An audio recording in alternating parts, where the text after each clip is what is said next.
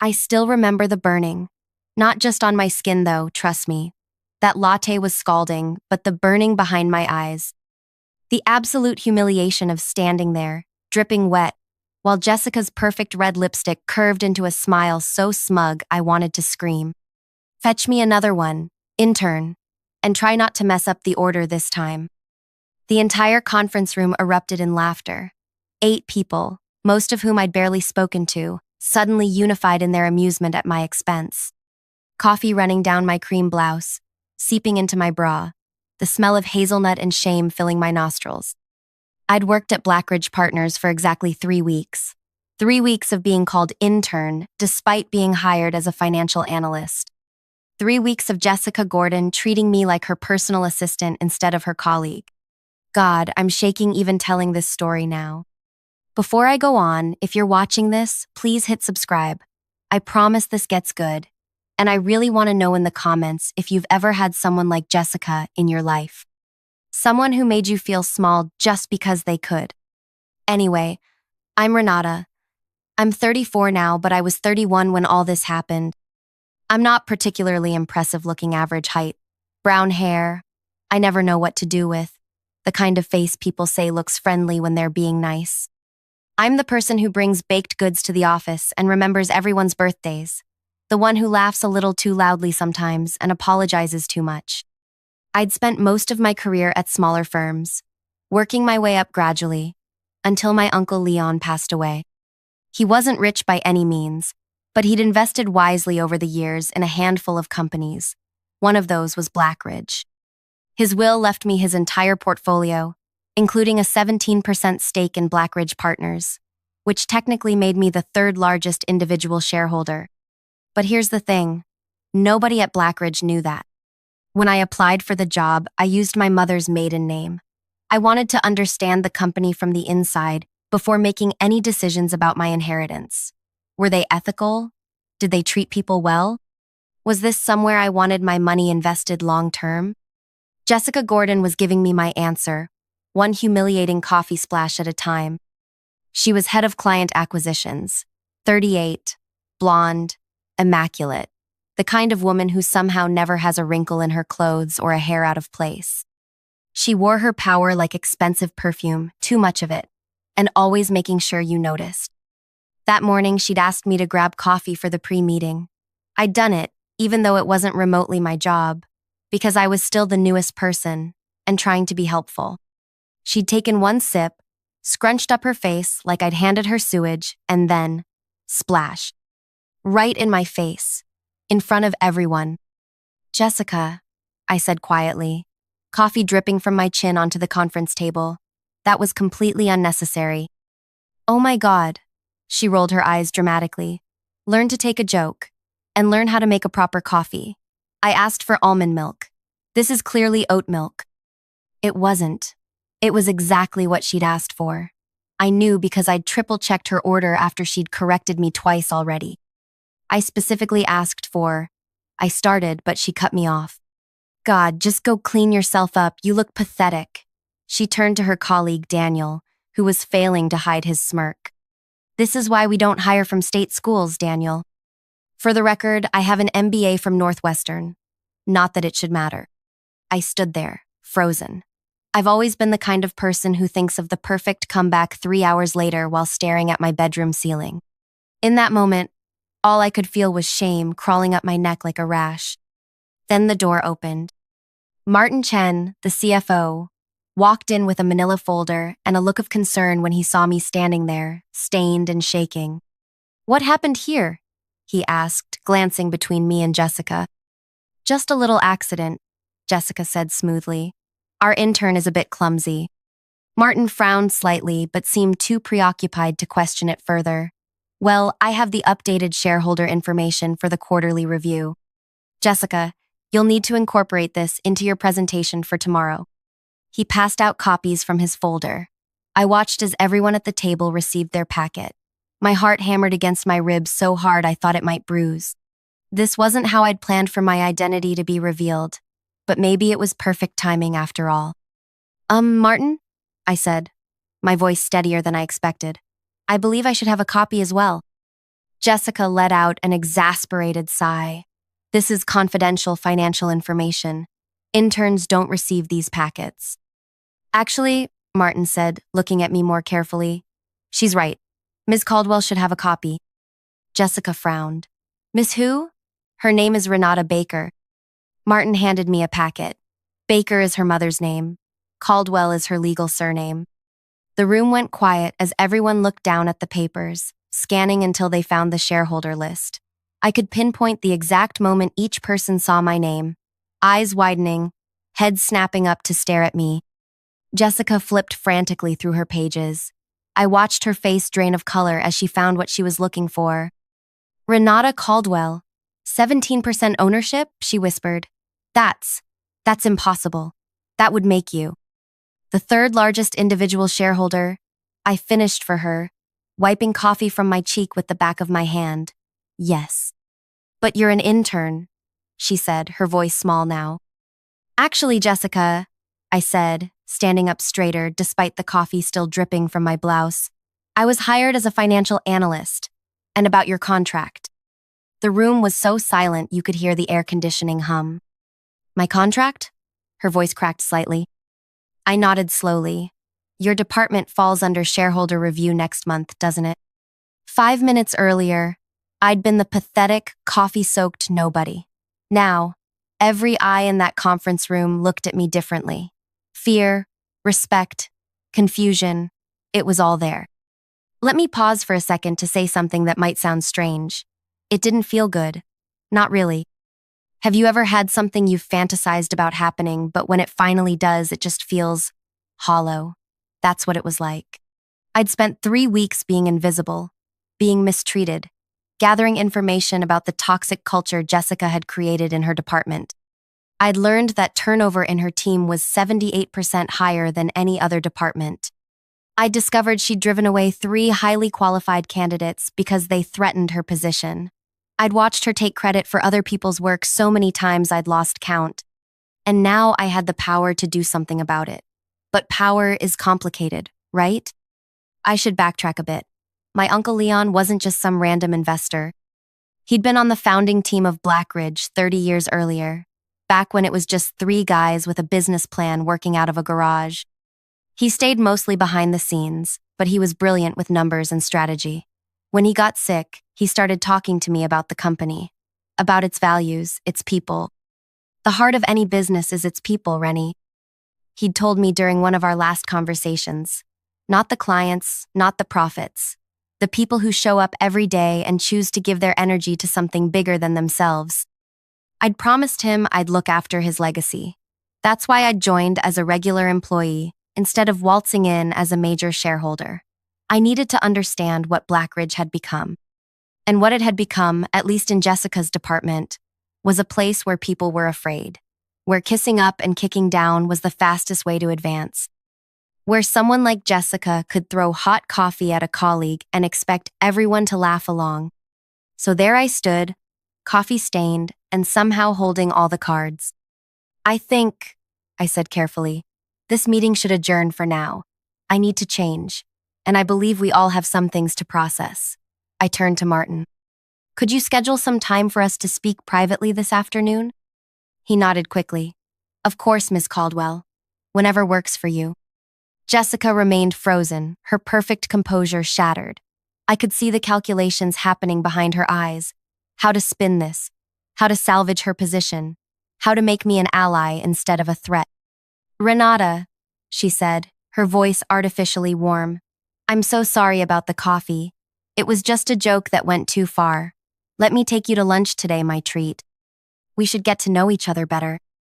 The whiplash of her sudden respect made me feel slightly nauseous.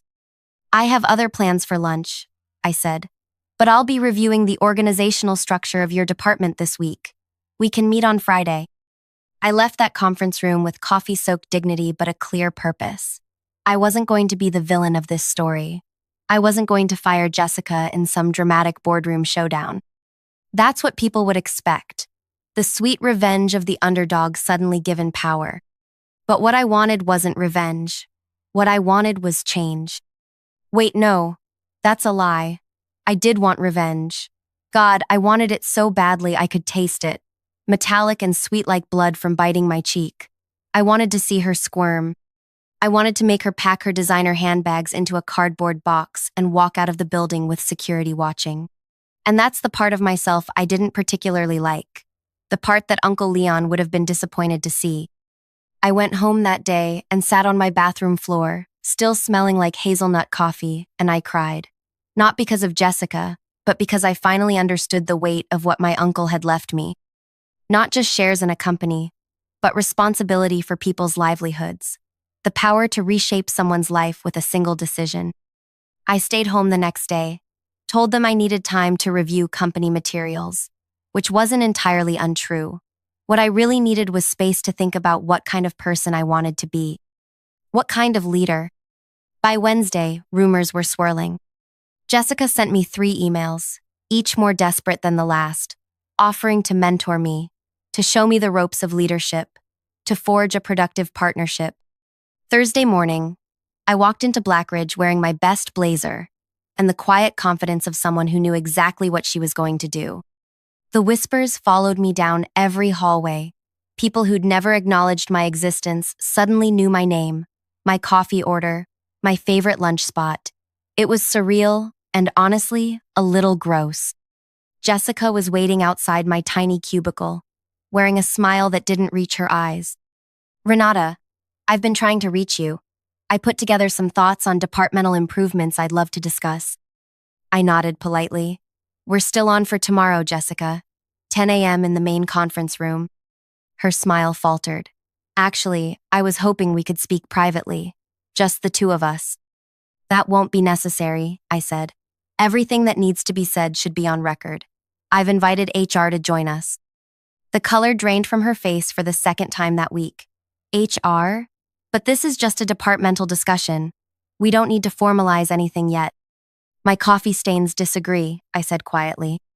As I watched her walk away, heels clicking rapidly like a frightened heartbeat, I felt that pull again, the desire to crush her completely, to make an example of her, to show everyone what happens when you humiliate someone just because you think you can.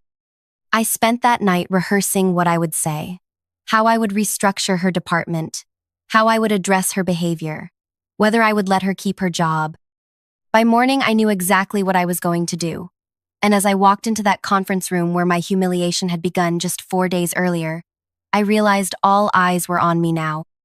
Not with mockery, but with a weird kind of fearful respect that made me deeply uncomfortable. Jessica was already seated, a thick binder of materials in front of her. Hair perfect, expression carefully composed. The HR director, Lucia, sat to my right. Martin chose a seat directly across from Jessica. I placed my coffee bot from the same cafe as Monday's disaster deliberately on the table between us. Let's begin, I said. The room felt different this time. 4 days earlier, I'd been invisible. Now everyone was watching me like I might spontaneously combust or announce world domination. Jessica's eyes kept darting between my face and the coffee cup, like she was calculating the odds of history repeating itself in reverse. God, I'd be lying if I said I hadn't thought about it. Just once, very briefly. Just reach across and... But that's not who I am. Even if sometimes I wish it could be. I've spent the last few days reviewing the structure and performance of the client acquisitions department. I began. I've spoken with HR about turnover rates, exit interviews, and complaints filed over the past 18 months. Jessica's professionally pleasant smile didn't waver, but her knuckles whitened around her pen. I've also reviewed your personal performance metrics, Jessica. Here's where I want to pause the story and tell you something important. When you suddenly find yourself with power over someone who's been cruel to you, you learn something about yourself. Something that might surprise you. And it's not always something you like. Because in that moment, seeing Jessica's carefully controlled panic, feeling the entire room hold its collective breath, I liked it. I enjoyed watching her squirm. There was this dark, ugly satisfaction spreading through my chest, and part of me wanted to drag this out just to watch her suffer longer. That's the part of revenge they don't talk about in movies. How it can make you feel powerful and awful at the exact same time. Your client acquisition numbers are excellent, I continued. You've consistently exceeded targets for bringing in new business. Your presentations to the board have been exemplary. On paper, you're a stellar performer. Something like hope flickered in her eyes, like maybe she'd weathered the storm. However, I said, opening a folder of my own, your departmental turnover is catastrophic. In the past year alone, 17 employees have left your team. The exit interviews cite the same issues repeatedly. I looked directly at her now.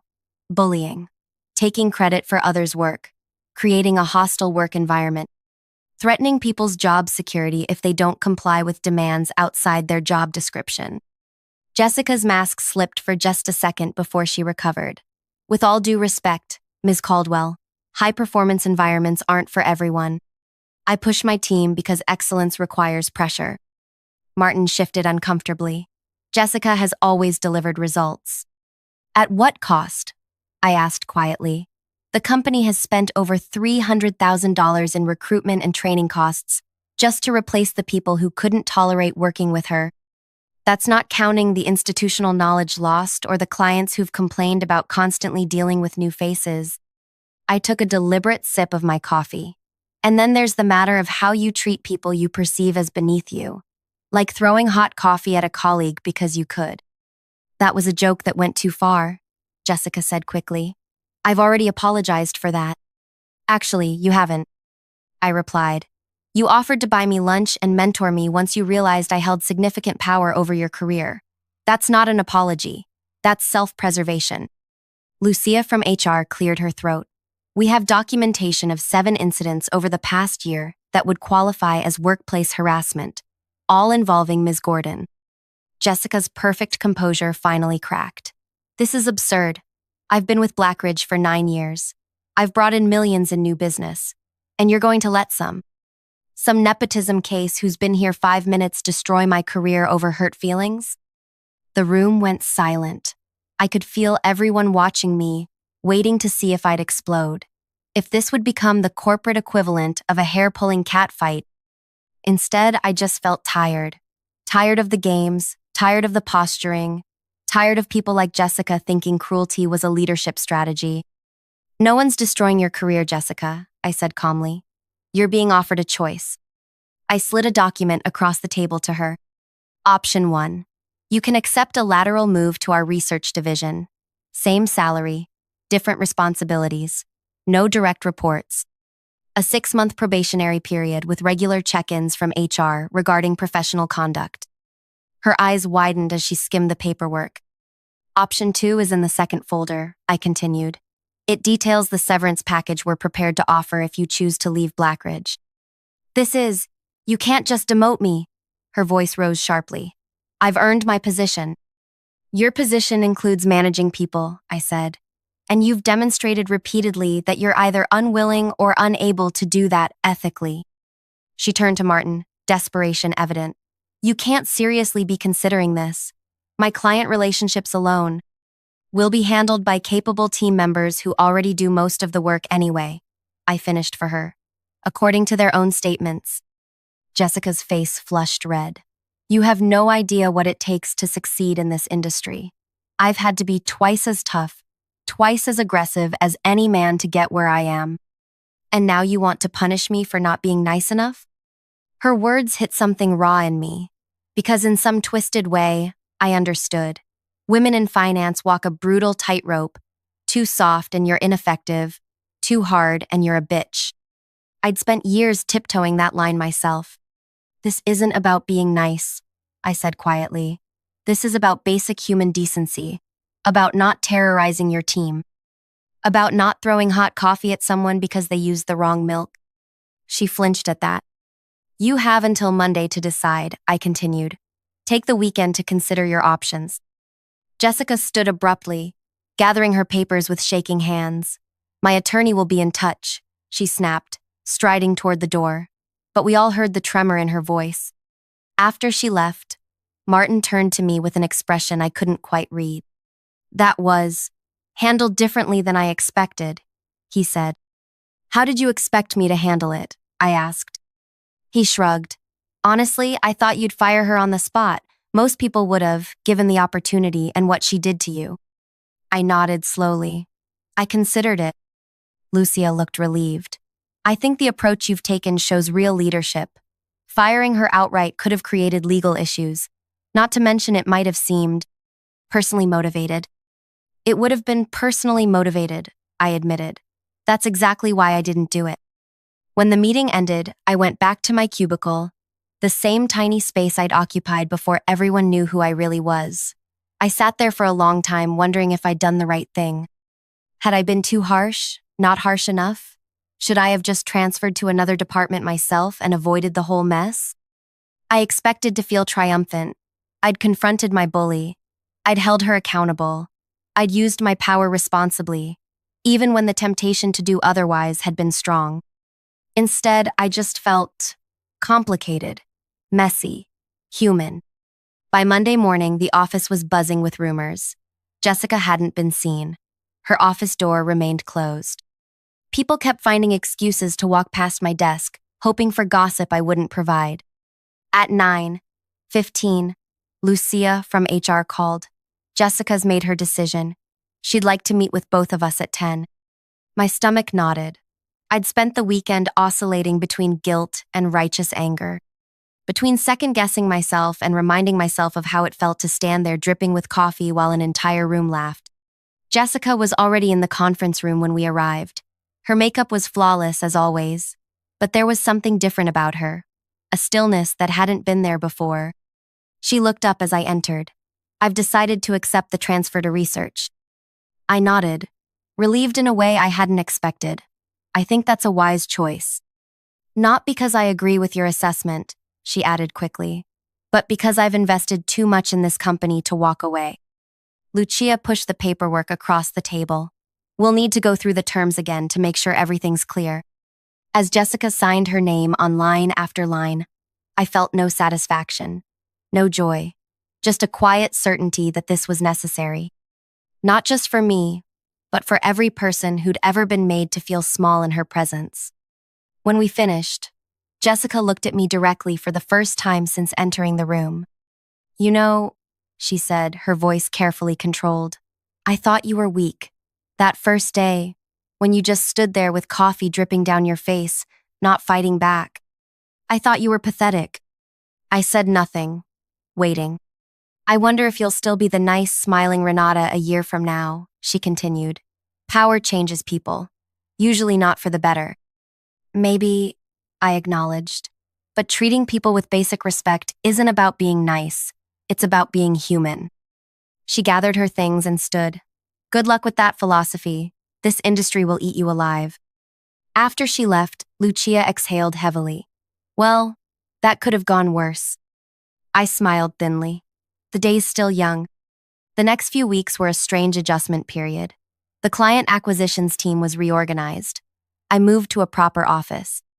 My role expanded to include consulting on major financial decisions, as befitted my shareholder status. People stopped calling me intern and started calling me Ms. Caldwell instead. I missed being invisible sometimes, missed the clarity of being underestimated. Jessica and I avoided each other successfully for nearly a month.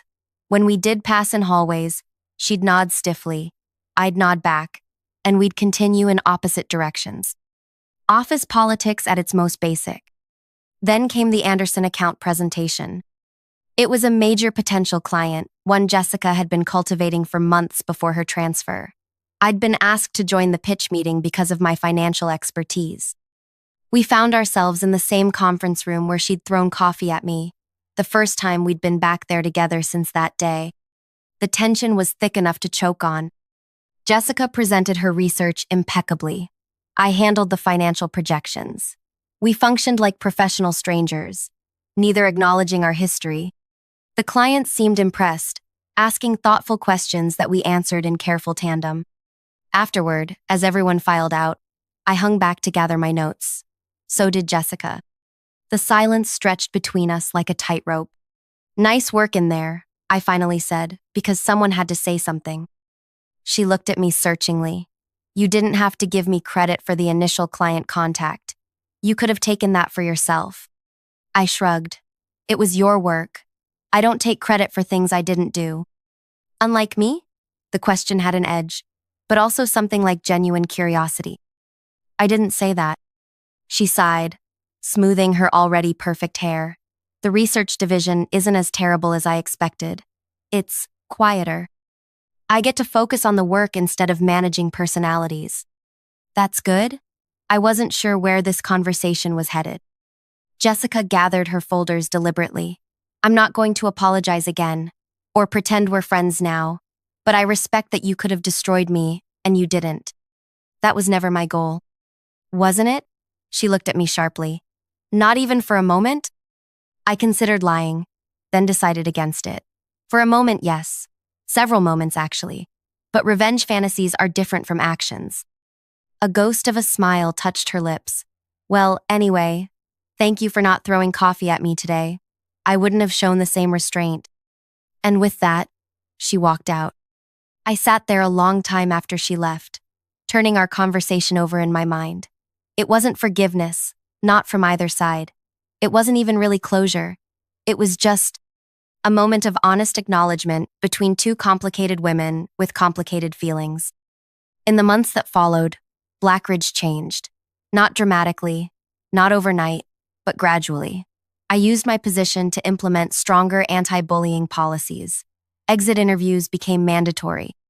Anonymous feedback channels were created for employees to report concerns without fear of retaliation. Jessica remained in research, where by all accounts she excelled. We maintained our professional distance, though occasionally I'd catch her watching me in meetings with an expression I couldn't quite interpret. Curiosity? Resentment? Something else entirely? When people ask me now about the coffee incident, and yes, it became legendary enough in company lore to earn that title, I usually just smile and change the subject. It's not because I'm embarrassed or because I regret how I handled things. It's because the story isn't really about coffee or contracts or corporate power plays. It's about what we do when we suddenly have power over someone who's hurt us. It's about the thin line between justice and vengeance. It's about recognizing that even people who've been cruel can be more complicated than they first appear. Sometimes at company events, Jessica and I still end up in the same conversational circle. There's always that moment of recognition, that shared memory of coffee splashing, of humiliation, of power suddenly shifting. We'll make brief eye contact, both acknowledging the moment without speaking of it.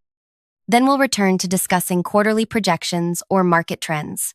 Two professional women who once occupied opposite ends of a power dynamic, now existing in the complicated middle ground of mutual respect without friendship.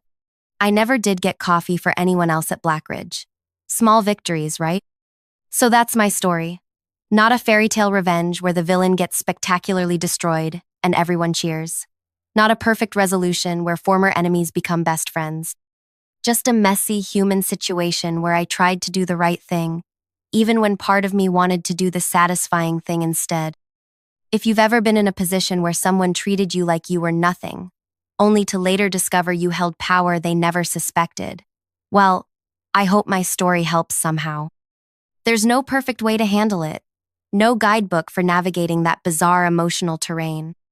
You just have to decide what kind of person you want to be when the tables turn, and hope that decision is one you can live with long after the satisfaction of revenge has faded. If you liked this story, please hit subscribe and let me know in the comments if you've ever been in a situation where you had to choose between revenge and something more complicated. And if Jessica happens to be watching this, the coffee shop on 9th still makes that hazelnut latte. Just saying.